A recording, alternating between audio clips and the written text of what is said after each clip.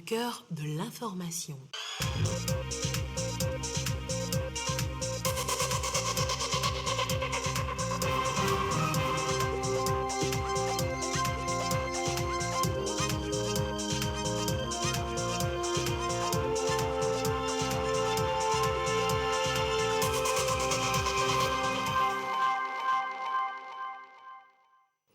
Il est l'heure du journal sur la télévision togolaise. Madame, Monsieur, bonsoir et voici les titres de cette édition. 12 mois, c'est le nouveau délai de l'état d'urgence sanitaire accordé au gouvernement togolais par les députés à l'Assemblée nationale. C'est l'une des décisions de la deuxième session ordinaire de la deuxième séance plénière de ce mardi. À suivre dans ce journal.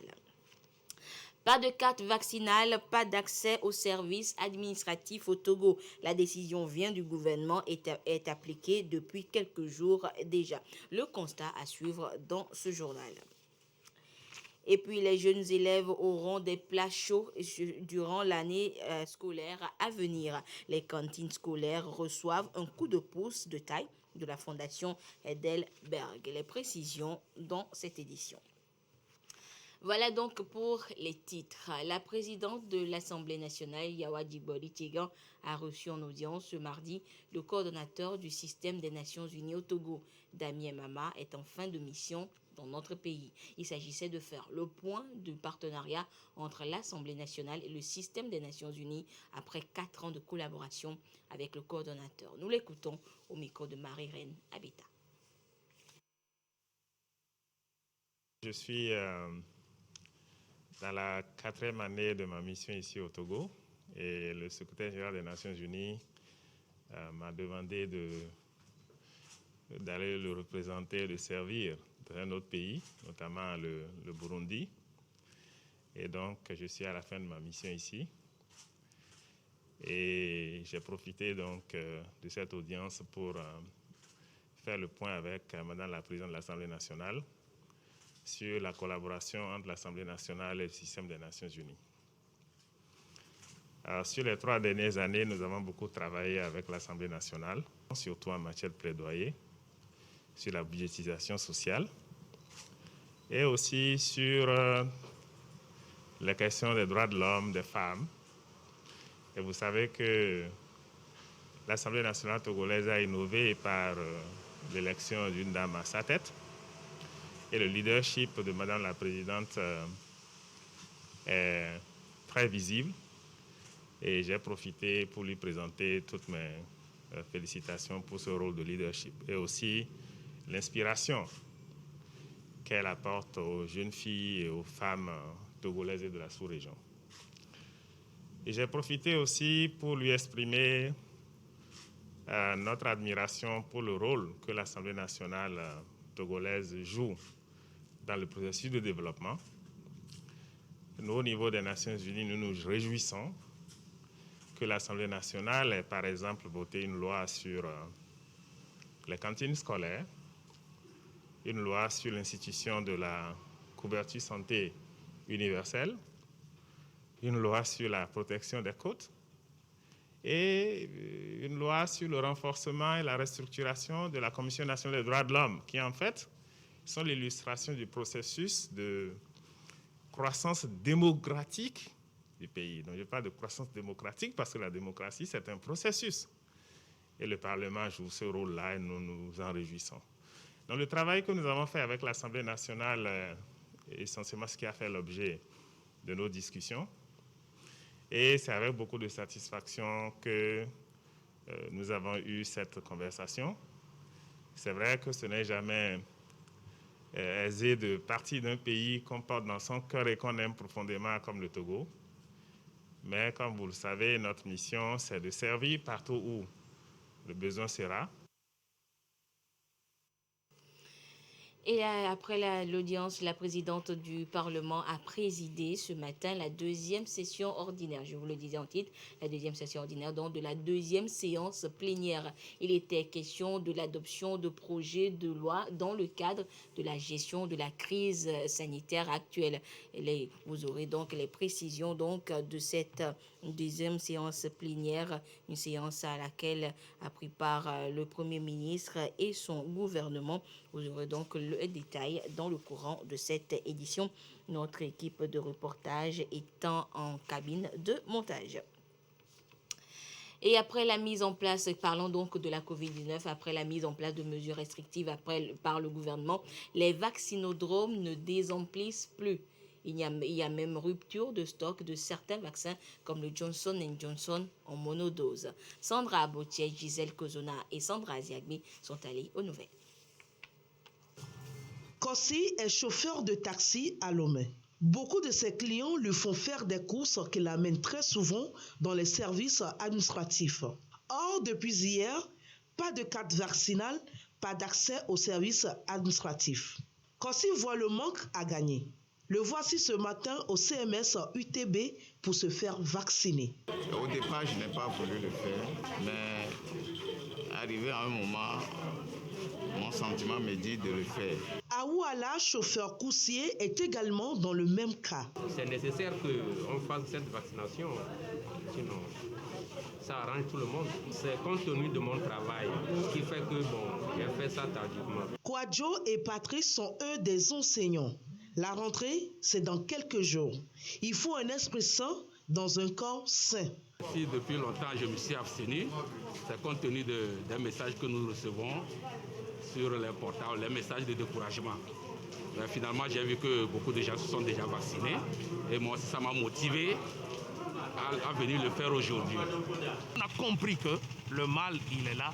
Il faut qu'on aille l'éradiquer par la vaccination. Pressés d'avoir leur carte vaccinale, beaucoup optent pour la dose unique du vaccin Johnson & Johnson. Et les gens ont des préférences par rapport à la dose unique parce qu'ils ne veulent pas se faire piquer 2 fois. C'est normal. Donc nous, on les donne l'information qu'actuellement le vaccin Johnson & Johnson n'est plus disponible.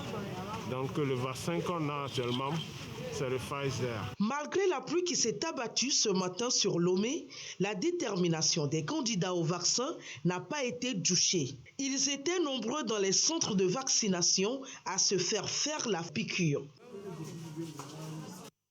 Et l'engouement devient de plus en plus fort autour de la vaccination contre la Covid-19 au Togo donc. Et dans la région des Savanes aussi, on se rue dans les centres de vaccination. L'ambiance sur place avec la correspondance de Gérard Lagoudou. À la préfecture de Thône, la mobilisation autour du vaccin contre la Covid-19 est palpable. Je suis là ce matin pour prendre ma deuxième dose autour de 8 heures. Voilà, nous rentrons à midi. Bon, il y a d'autres aussi qui viennent sans leur carte. Ils sont obligés de courir et revenir avec les cartes. Tandis que d'autres aussi, ils ont leur carte, mais c'est le problème de code. Et d'autres aussi en viennent, ils ont perdu aussi leur carte. Nous sommes obligés de refouiller encore un papier pour voir ce qu'on a fait le premier tour, pour voir leur date de vaccination et leur reproduire une deuxième carte. Parce qu'avec ça, quand on fixe le 10-2, on a déjà le code qu'on avait enroulé. Donc avec ce même code, on le fait une autre carte. Et sur place, que ce soit la première dose Pfizer ou encore la deuxième, chaque demande est automatiquement prise en compte. Je salue le gouvernement pour la lutte qu'il mène pour le bien de la population. J'invite mes frères et sœurs pour se faire vacciner parce que c'est notre bien. Donc moi, j'ai pris ma première dose aujourd'hui. Je serai là le mois prochain, le 16, pour prendre la deuxième dose. Sans cette carte, ce serait une contrainte la prochaine fois pour certaines activités. Avant que la note ne sorte, c'est que les gens attendaient seulement qu'on dise que la première dose est là et qu'on vienne faire.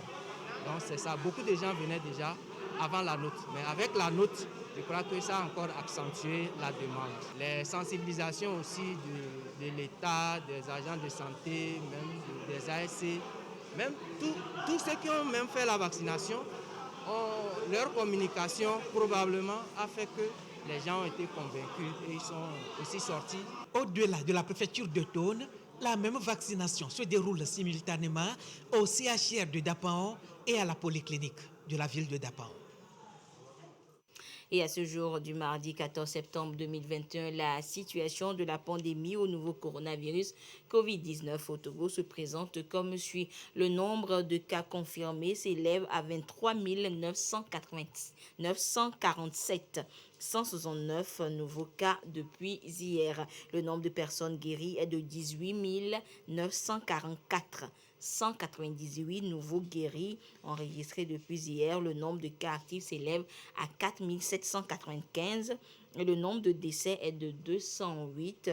Un nouveau décès a malheureusement été enregistré depuis hier chez une personne non vaccinée et porteuse de comorbidité. Un communiqué signé par le ministre en charge de la Santé, professeur Moustapha Mijiawa.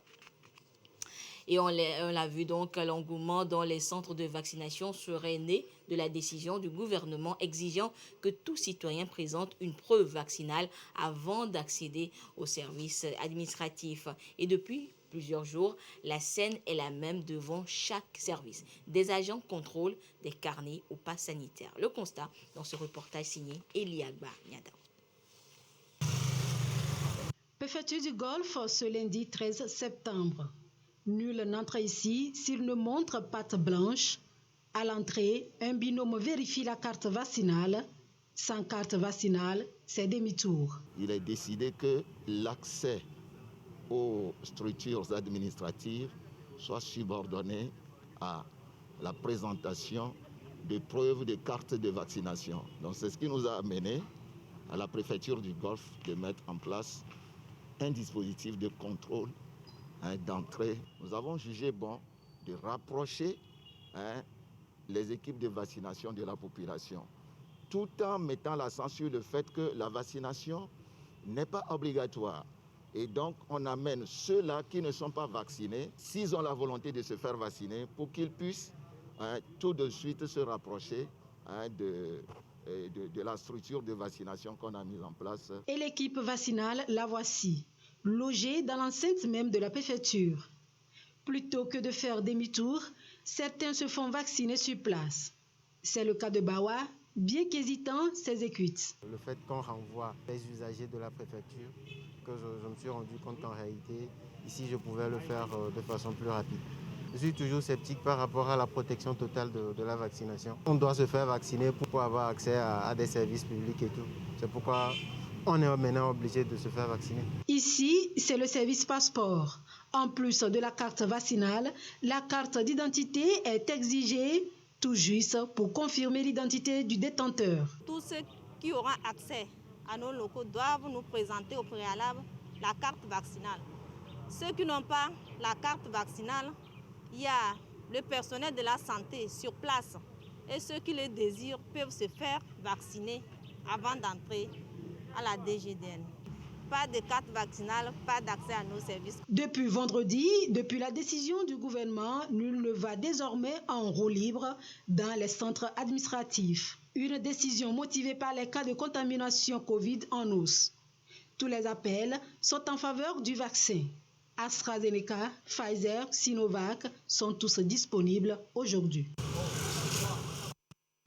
Et c'est justement cette patte blanche que la ministre en charge du développement à la base et tous les acteurs ont montré avant la signature de la convention avec la fondation Heidelberg ce mardi. Et par ce acte, donc, la fondation offre une enveloppe de plus de 45 millions de francs CFA pour soutenir le projet de cantine scolaire pour la rentrée scolaire prochaine. Les précisions avec Marie-Ange Bida de retour de Tablibo.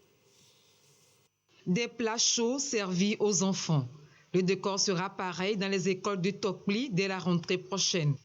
Mais avant de concrétiser ce projet, contrôle de carte vaccinale à l'entrée. Place ensuite à la signature de convention entre la Fondation Heidelberg et le ministère du Développement à la base. Montant plus de 45 millions de francs CFA. Cantine scolaire assurée pour 2500 élèves répartis dans 15 écoles. Qui dit bien manger tous les midis veut dire que les enfants vont bien réviser leurs leçons. C'est de bons résultats qui nous attendent à la fin de l'année. Et nous souhaitons que d'autres partenaires du privé viennent investir dans l'alimentation des enfants. La Fondation Heidelberg, par ce acte, promeut le maintien des enfants à l'école, mais aussi des relations de bon voisinage. Ça permet d'apporter un repas de qualité à ces jeunes élèves. Ça permet après de développer les économies circulaires. Et après, bien sûr, ça permet d'apporter, je dirais, un bien-être social, une cohésion sociale et une confiance entre nous qui sommes un acteur industriel et les populations autour de nous. Le gouvernement attache du prix au bien-être des enfants défavorisés. L'apport du secteur privé à cet engagement est bien salué. La Fondation Heidelberg a été l'un des tout premiers à répondre avec du concret à l'appel de l'État pour le bien de nos enfants des zones les moins favorisées. La signature ce jour de la convention du partenariat entre le ministère et Scan Togo est une illustration parfaite de la vision du chef de l'État pour promouvoir la synergie entre l'État et le secteur privé, non pour des raisons commerciales, mais en vue de déployer, dans le cas d'espèce, une action publique d'intérêt social. Depuis l'avènement des cantines scolaires, 83 millions de repas ont été distribués dans 337 écoles primaires publiques. Le pari du Togo, arrivé à la fin zéro à l'école. L'actualité ce mardi, c'est également l'ouverture en Guinée des concertations nationales initiées par la junte qui a pris le pouvoir le 5 septembre dernier. Des rencontres prévues jusqu'au vendredi avec, je cite, toutes les forces vives du pays pour échanger sur les contours de la transition. Une transition justement dont la durée devrait être déterminée par les Guinéens eux-mêmes selon l'Organisation des Nations Unies. De tels agissements En Guinée, une concertation entre les militaires et les forces politiques de la société civile est organisée ce mardi pour préparer la transition et la formation d'un gouvernement. La veille, un membre des Nations Unies s'exprimait sur la volonté d'une reprise du pouvoir par les civils dans un délai raisonnable. Nous voulons une durée raisonnable. Mais la durée raisonnable dépend des Guinéens eux-mêmes, parce que je voudrais toujours dire et le répéter, que quel que soit l'accompagnement, quel que soit le soutien de la communauté internationale, l'avenir de la Guinée, c'est entre les mains des Guinéens eux-mêmes. Le représentant spécial du secrétaire général des Nations Unies pour l'Afrique de l'Ouest et le Sahel a également commenté l'état de santé du président déchu Alpha Condé, toujours détenu par les militaires depuis sa destitution de dimanche dernier. Nous avons rencontré effectivement le président Alpha Condé. Nous nous sommes assurés de sa sécurité, de sa santé. Il se porte bien. Le coup d'État en Guinée a fait l'objet d'une condamnation internationale, d'une suspension de l'adhésion du pays au sein de la communauté des États d'Afrique de l'Ouest, ainsi que de l'Union africaine. Toutefois, de nombreux Guinéens et une partie de l'opposition politique soutiennent cette prise de pouvoir. Aussi bien les Nations Unies, la CEDEAO, l'Union africaine et tous les partenaires en fait commencent réellement à s'interroger sur cette recrudescence des coups d'État. Et c'est un phénomène inquiétant qu'on peut interpréter par un recul démocratique et les Africains sont interpellés. Les pourparlers de mardi devraient mettre en lumière le type de gouvernement que les dirigeants de l'armée guinéenne sont prêts à accepter. Le lieutenant-colonel Doumbouya, chef de la junte, a parlé d'un gouvernement d'unité sans donner de détails sur la date ou le mode de mise en place. Retour en page nationale et direction la région des Savanes où un projet agroécologique a été mis en place et mis en œuvre. La question aujourd'hui est de savoir quels sont et de connaître les résultats enregistrés dans la région des Savanes, donc durant la mise en œuvre donc de ce projet agroécologique. Eh bien, les réponses dans ce sujet présenté par notre correspondant depuis les Savanes, Gérard Lagoudou. Les villages de Tonte et de Pikparpak. Nous sommes dans la commune de Tonte 3.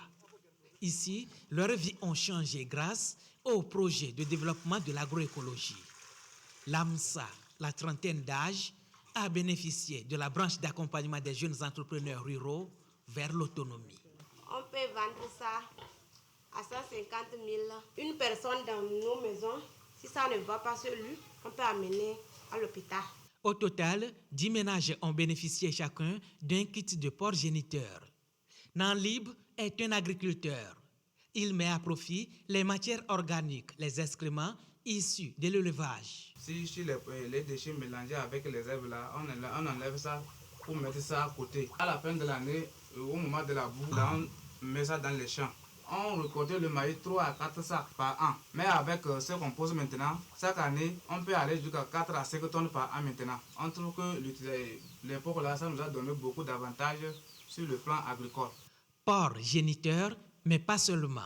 20 autres foyers ont reçu des chèvres et moutons géniteurs. Biakanang, l'un des bénéficiaires. On les laissait comme ça et les petits mouraient en désordre.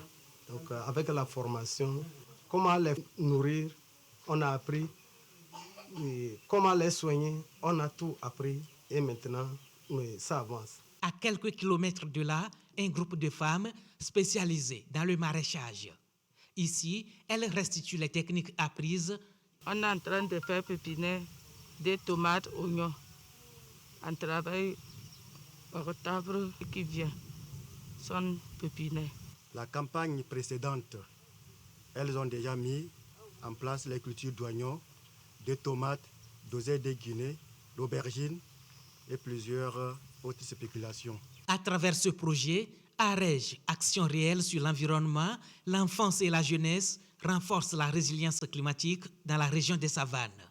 18 mois de parcours avec environ 36 millions de francs CFA. Nous avons le devoir de contribuer au développement de notre milieu en formant les jeunes. La formation que les jeunes ont reçue a permis de faire tâche d'huile dans les villages et demander aux autres jeunes, restons. Tôt ou tard, nous allons récupérer tout ce que nous voulons à partir de ce qu'on a mis à notre disposition. Le volet environnement a été également pris en compte sur le terrain. Malgré les conditions difficiles, les résultats sont perceptibles. Pour pérenniser le projet, les bénéficiaires partagent ici les acquis avec d'autres ménages en termes de transfert. La Banque ouest-africaine de développement BOAD et la Banque populaire d'investissement BPI France renforcent leurs relations d'affaires. Elles ont conclu ce mardi un partenariat. Les deux institutions veulent ainsi apporter leur soutien aux petites et moyennes entreprises dans une même vision, celle de concourir au développement du secteur privé. Voyons cela avec ce reportage signé Isaka Aruna avec la voix de Marie-Ange Bida. Par cet accord, la Banque ouest-africaine de développement BOAD et la Banque populaire d'investissement BPI France s'engagent pour le soutien du secteur privé. Grâce à ce partenariat, les petites et moyennes entreprises pourront désormais bénéficier de plus de facilités de crédit à moyen et long terme, de quoi rendre le secteur privé plus performant, surtout dans la création d'emplois. Le savoir-faire, y compris technique, de BPI France sont des atouts que nous mettons dans ce MOU qui vont nous permettre de travailler ensemble, une fois de plus au bénéfice d'un secteur qui nous passionne, qui est celui de l'entrepreneuriat et d'une démarche qui nous passionne également, que nous avons en partage, qui est celle de l'entreprise. Potentiel de création d'emplois, un potentiel dans l'innovation, un potentiel dans l'internationalisation. Ce sont des thématiques qui sont importantes pour la Banque ouest-africaine de développement.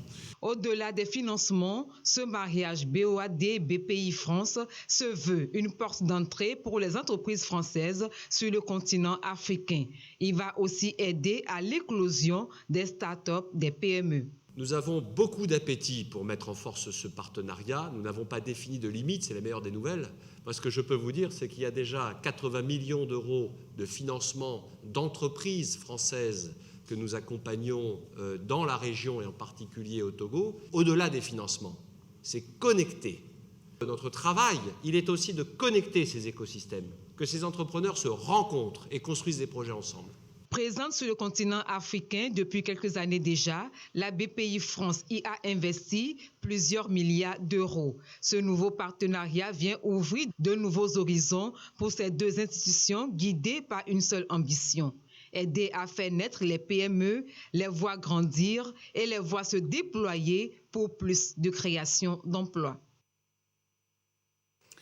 Archéologie à présent avec cette information. Les baleines auraient été des mammifères terrestres et aquatiques dans un passé lointain. C'est ce que des chercheurs égyptiens ont découvert avec des fossiles vieux de milliers d'années mis à jour ces derniers jours. Regardez.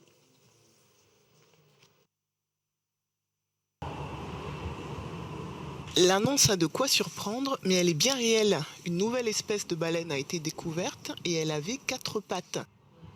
Les fossiles du mammifère qui vivait il y a environ 43 millions d'années ont été découverts en Égypte, au sud du Caire. La baleine vivait il y a 43 millions d'années dans la dépression du Fayoum. Sa longueur était d'environ 3 mètres et elle pesait environ 600 kilos. C'est donc l'un des prédateurs les plus grands et les plus féroces de la région où elle vivait il y a 43 millions d'années. Cette baleine est une baleine importante parce qu'elle est amphibie avec 4 membres. Et son importance vient du fait qu'elle est située dans la moitié de la chaîne évolutive des baleines. Selon le ministère de l'Environnement égyptien, la baleine avait à la fois la capacité de marcher sur la terre ferme et de nager dans la mer. Une découverte qui témoigne de leur évolution. Elles étaient d'abord des mammifères terrestres avant de devenir des mammifères marins. C'est une découverte très importante, car elle a documenté l'un des chaînons manquants ou une forme de transition dans l'histoire de la baleine, qui vivait totalement sur Terre en tant qu'animal terrestre et qui aujourd'hui est une baleine entièrement aquatique. Les autorités égyptiennes annoncent régulièrement des découvertes archéologiques. En 2018, une équipe de scientifiques avait découvert le premier squelette de dinosaure en Afrique. Et on en vient à l'information, je vous le disais, la présidente de l'Assemblée nationale a présidé ce mardi la 2e session ordinaire de la 2e séance plénière.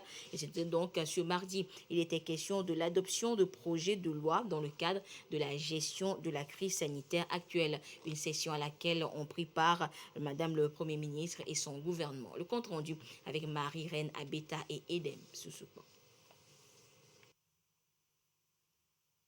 Elle est venue solliciter 6 mois de prorogation de l'état d'urgence sanitaire, mais en a reçu finalement 12. Pendant un an et à compter du 16 septembre 2021, le gouvernement Victoire Toméga Dogbe pourra légiférer par ordonnance en prenant des décisions qui relèvent du domaine de la loi. 2 projets de loi fondent cette décision de la représentation nationale. Le premier, autorisant le gouvernement à proroger l'état d'urgence sanitaire au Togo, et le second, prorogeant le délai d'habilitation du gouvernement à prendre par ordonnance les mesures relevant du domaine de la loi. C'est après avoir présenté le tableau sombre de la situation sanitaire aux députés que ces derniers ont jugé bon de donner plus de temps aux législatifs pour mieux préparer la riposte. En effet, la flambée épidémique amorcée en juillet s'est confirmée durant tout le mois d'août, avec pour ce seul mois d'août 5 463 cas confirmés sur 6 770 tests effectués, soit 9,6% de taux de positivité. Il en est de même du variant Delta, présent chez 75% des 156 prélèvements testés. Parallèlement à l'augmentation du nombre de cas, on observe un accroissement inquiétant du nombre de décès, avec pour le seul mois d'août 33 décès sur les 5 763 cas confirmés, essentiellement au sein de la population majoritairement non vaccinée et des personnes de plus en plus jeunes. La même tendance est observée au cours de la première semaine du mois de septembre. 15 décès ont été enregistrés dans la seule semaine du 27 août au 3 septembre, dont 14 personnes non vaccinées et 1 personne vaccinée. Même si le Grand Lomé reste l'épicentre de la pandémie, celle-ci n'épargne aucun district sanitaire de notre pays. Nous devons absolument nous mobiliser pour accélérer notre rythme de vaccination pour nous permettre d'atteindre plus vite le seuil d'immunité collective. Cette période fortement marquée par la pandémie n'a pour autant pas été un temps d'immobilisme pour la marche de notre pays vers le progrès. Nous avons poursuivi la mise en œuvre de la feuille de route gouvernementale dans le but d'atteindre les objectifs principaux au bénéfice du bien-être de nos compatriotes. Actuellement, le Togo dispose de 1 800 000 doses de vaccins. À ce jour, 450 000 personnes ont reçu au moins une dose de vaccin. Cette troisième prorogation, à en croire les députés, est plus que nécessaire eu égard à la flambée des cas de contamination enregistrés ces dernières semaines. Malgré les résultats positifs et très encourageants, la témérité du fléau, sa dangerosité et sa contagiosité continuent de sévir. Et à ce jour, on note une flambée des cas positifs et du nombre des décès. Ainsi, les deux projets de loi soumis à notre appréciation visent-ils à poursuivre la prise des mesures qui s'imposent en toute légalité et dans le respect des textes en vigueur dans notre pays en vue d'une meilleure gestion de la crise sanitaire et une protection plus efficace de nos populations. La pandémie à coronavirus n'était pas terminée et l'expiration de la période d'habilitation et le Togo étant sur une pente ascendante en termes de cumul des décès, nous n'avons pas d'autre choix que de poursuivre les mesures qui ont permis de limiter l'impact de la crise. Le 27 mars 2020, quand nous votions pour la première loi d'habilitation, le Togo comptait 30 cas actifs et 0 mort. Aujourd'hui, nous comptons même jusqu'à 15 décès en une semaine. Et si en mars 2020, nous avons apporté notre soutien à la loi d'habilitation, il n'y a pas de raison pour qu'on n'appuie pas le gouvernement quand la situation devient plus dramatique. Ce soutien des élus du peuple au gouvernement est bien apprécié par la chef du gouvernement. Selon elle, chacun doit jouer sa partition où qu'il se trouve pour que les citoyens retrouvent leur vie d'antan. Le gouvernement remercie la représentation nationale pour sa disponibilité permanente, pour les analyses très pertinentes qui sont faites, toutes les observations qui sont faites pour aider le gouvernement dans la coordination de cette riposte.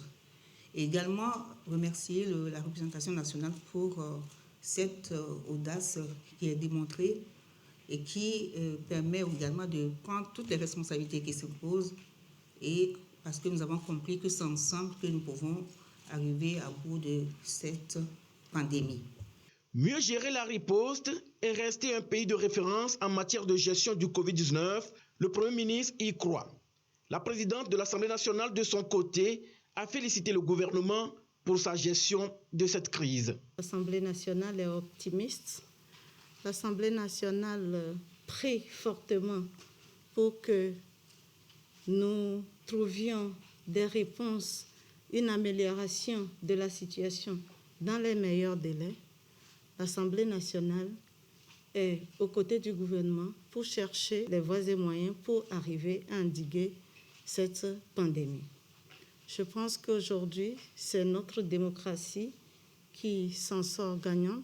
C'est la vitalité de nos institutions. Et l'Assemblée nationale a pris sa responsabilité de vous accompagner en se disant pourquoi pas vous donner une plus grande période pour essayer de voir comment mieux embrasser cette lutte. La prise en charge d'un cas simple de Covid-19 coûte à l'État 400 000 francs CFA et 7 millions de francs CFA pour un cas grave. C'est pourquoi la chef du gouvernement a mis l'accent sur la nécessité de s'investir pour que le Covid-19 puisse être vaincu dans le pays. Des postes de vaccination dans les marchés sont envisagés pour vacciner le plus grand nombre de Togolais. L'objectif visé est d'atteindre 1 million de vaccinés d'ici à décembre 2021. Et voilà, ainsi se referme cette édition. Merci de votre fidélité à la télévision togolaise, notamment à tous ceux qui nous ont suivis du côté de Cloto. Excellente suite de nos programmes. Au revoir.